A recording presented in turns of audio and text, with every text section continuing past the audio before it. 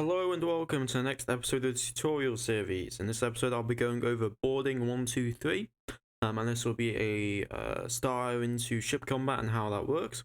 This particular idea for the tutorial was suggested by forum user B0884, and we're going to be going over what you need to board, how to board, what happens when you board, and some of the effect of boarding. So the first thing we're going to do is we're going to go to our ship class design, and we're going to have a look at the ships that I'm using to board and what you need. So I'm using this thing. This is called a D22 TAC Raven class troop carrier. It carries 250 tons, or for me, a platoon worth of ground combat units to an enemy ship. Now to board, you need a boarding equipped troop transport bay. After you have researched boarding capability and you've researched a troop transport bay, you will have access to that respective transport bay's size of drop pod or boarding equipped, transport bays. So we have on this vessel, we have one small boarding equipped transport bay, and this will allow you to initiate a boarding maneuver. Now, that is the general mechanics of how it works. In terms of what you need for your ship, you just need a ship with troop transport capacity with boarding capable, and you want something very fast because the faster it is and the slower they are, the better chance you're going to be able to board them, and the better chance you're not going to take casualties when doing so. So now we are going to we're going to very quickly go into ground units and what you need to board. So you do not need boarding combat as a capability, but it increases your boarding success rate by twice. So you're able to board twice as fast ships. It basically, you want it to be on your boarding troops, but in a pinch you can use other troops to board if you really want to. Other than that, you just need military units that are infantry. Only infantry are capable of boarding, and that means anything, any component type that the infantry is allowed, you can use. So you can use crude anti-personnel, you can use light anti-aircraft, you can use all of these things in a boarding action. The next, we're going to have a look at my marine templates. So I have two different templates here. I have the UNMC infantry platoon, which is 250 tons, so the exact size of what I'm able to carry. And I then have in this unit I have 26 riflemen, 8 LMGs and 2 lieutenants. The lieutenants are the HQ, LMGs are crude anti-personnel, and then the riflemen are just basic riflemen to fill up the HP.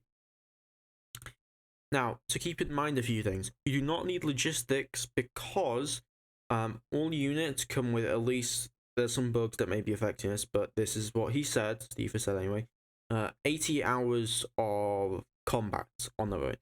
Boarding combat lasts an incredibly short amount of time. It lasts in the minutes, if not under a minute of time.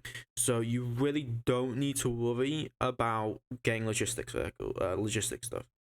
The second thing is you don't want to be you in how your boarding philosophy is, you don't want to be like over boarding a ship. So each ship will have its own crew. So I've blown up some ships here. That's one an NPR in, as you can see, and I've slowed this ship down by blowing its engines out, and this ship here is dead. This is 7,400 tons. This will probably have a crew about 200, 160 maybe, or less. You don't want to be sending 4 companies of like 1,000 Marines versus that. Now, if you're going against, it's a bit hard to see here, but these like 21,000 ton, there's like 21,000 ton crafts, then yeah, maybe you want to drop a few companies on that instead of a platoon. Okay, so now that you can understand what you need to design, and then what you need to design to get the units to the target, we are now going to run through in real time how to board with ships in either carrier or just normal fashion, and then what happens in the boarding process.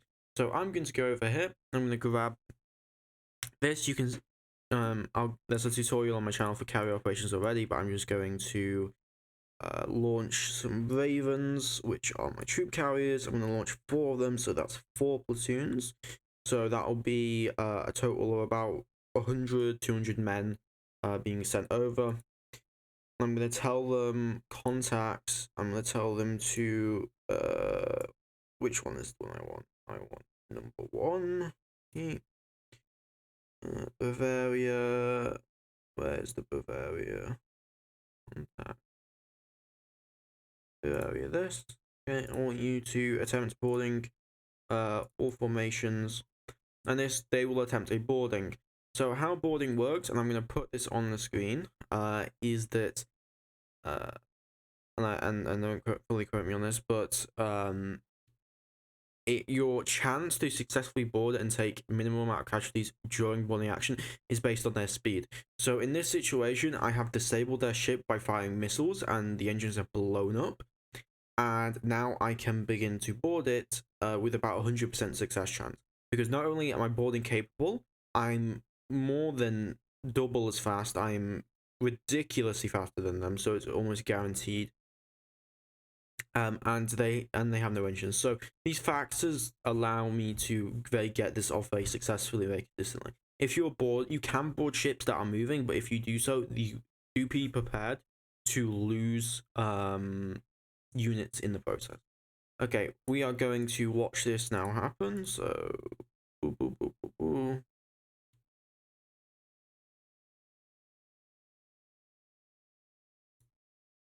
Okay, here we go. Okay, so once we get up, okay, so this is how this works. Based on the armor, so every ship that you fight is gonna have some kind of armor, right? If the armor was destroyed by the explosion, if you hit it prior, then the Marines will immediately successfully penetrate the hull. If it was not, then they will take time to have to put satchel charges or explosives on the hull to blow the layer of armor and then get in. So that's going to take time. So boarding can be very devastating to getting rid of armor and like punching holes through things. So once they've penetrated through, we're just going to advance 5 seconds. Further updates will follow. Yeah, we're waiting. So it's going to take a little bit here. We're just going to go ahead 30 seconds. So I believe it's every 30 seconds or so, or every minute. Yeah, I think it's every minute. So I'll just grab this over for you guys. So as you can see here, attack report on crew. So crew is just normal infantry with light armor and light personnel weapons, so they're like literally the worst infantry possible. And it looks like we didn't lose anyone in the initial boarding. We destroyed 50. How many did we count? We killed 52 crew members in this first engagement, and we lost a single Marine for our troubles. Okay, now we're going to advance time by 30 seconds. Okay. So we're just going to advance another 30 seconds. Yep. So every minute an engagement will happen. So we just did that.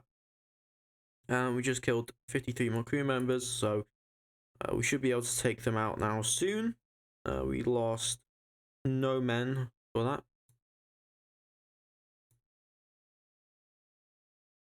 And there we go. You've successfully boarded and captured the ship.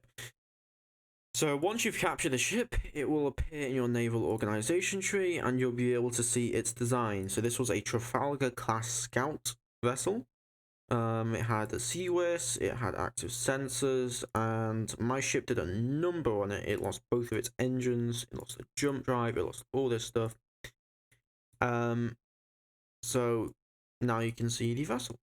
So once you've boarded it, you can't immediately use it to kind of RP the aspect of you're getting used to the systems, the crew may have sabotaged or screwed with the systems to try and stop you from accessing data. So it's going to take, you're going to have to tug it if its engines aren't operational back to a shipyard. it will basically have the same status as if it just cancelled overhauling, which means it's not going to be able to really do much, and its deployment time is going to be skewered, as well as it's what it's going to be able to do. So there we go. This ship's been captured. Total crew. It's been replenished. And then if you want to get your ground combat units back, you will be able to see where so Bavaria. Here are all our platoons on the Bavaria, and we can load them off the ship when we want to. So there we go. That was boarding 123 or 101, and that's how you board successfully and take an enemy ship. Now it may get more difficult because this was just a scout vessel. So if you're boarding a military vessel that's got a marine complement, or you're boarding a spoiler vessel that has spoiler stuff on it, it's gonna get a little dicey for your marines, and you may lose some. So that is definitely something that you should be considering before you board. Also, PD, especially with fights like this, can be devastating. You can lose entire platoons and just vaporize like that. But I hope you did enjoy. Remember to leave a like and subscribe. I put a lot into these videos, and only about 20% of people subscribe who view them. I hope that you will continue to enjoy them, and that this helps you. Please leave further suggestions in the comments below. I will be putting the form link to the thread in which you can go and make a suggestion through a spreadsheet. And yeah, I hope you can enjoy. I'll see you guys next time.